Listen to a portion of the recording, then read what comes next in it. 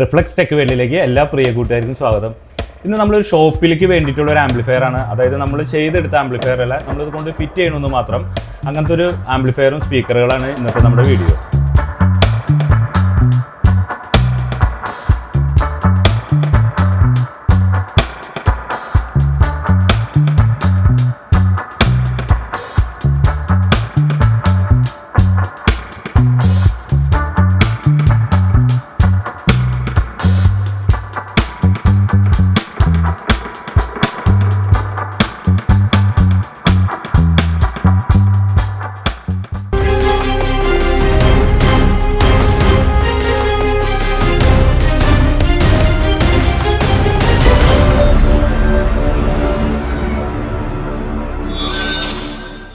കൂടുതലും നമ്മൾ തന്നെയാണ് ആംപ്ലിഫയർ അസംബിൾ ചെയ്തും സ്പീക്കറുകളെല്ലാം അസംബിൾ ചെയ്ത് കൊണ്ട് ഫിറ്റ് ചെയ്യാറുള്ളത്.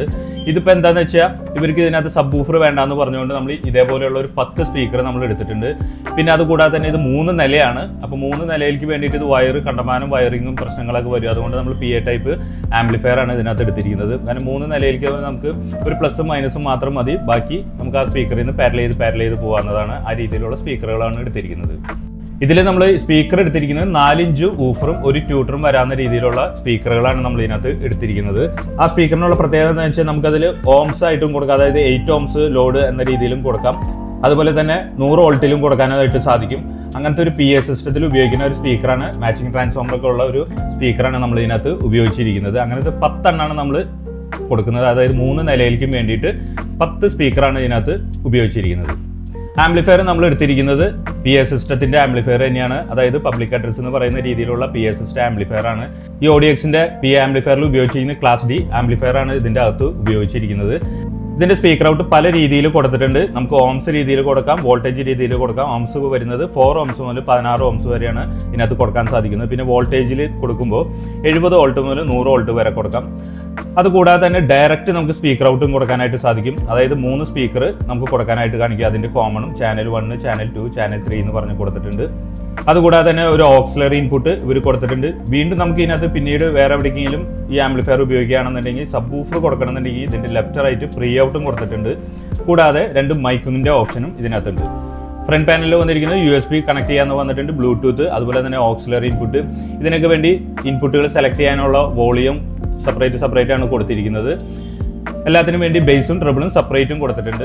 ഇത്രയൊക്കെയാണ് ഈ സ്പീക്കറിന്റെ ആംപ്ലിഫയറിന്റെ കാര്യങ്ങൾ വരുന്നത്. ഇതിപ്പോൾ ഓൾറെഡി നമ്മൾ 3 നിലയിൽ വയർ വലിച്ച് കഴിഞ്ഞിട്ടുണ്ട്. ഇനി ഫിറ്റിംഗ് മാത്രമാണ്. അപ്പോൾ ചിലപ്പോൾ പറ്റാണെന്നുണ്ടെങ്കിൽ നമുക്ക് ഫിറ്റിംഗ് വീഡിയോ പിടിക്കാം. അതുപോലെ തന്നെ അവിടെ ഒരു പ്ലേ ചെയ്യാൻ സാഹചര്യം ഉണ്ടെങ്കിൽ അതും കൂടി പിടിക്കാം. അപ്പോൾ നമ്മൾ 10 സ്പീക്കറിൽ കൊടുത്തിട്ടില്ല. കൊടുത്തിരിക്കുന്നത് ഈ ആംപ്ലിഫയറിന് മുകളിലിരിക്കുന്ന 2 സ്പീക്കറിൽ മാത്രമാണ് കൊടുത്തിരിക്കുന്നത്. ജസ്റ്റ് ചെക്ക് ചെയ്യാൻ വേണ്ടി മാത്രമാണ്. ഓഡിയോ ക്വാളിറ്റി ഒന്ന് ജസ്റ്റ് ചെക്ക് ചെയ്യാൻ കാണിക്കാൻ വേണ്ടി മാത്രമാണ്. ഇനി നമുക്കൊന്ന് പ്ലേ ചെയ്ത് നോക്കാം.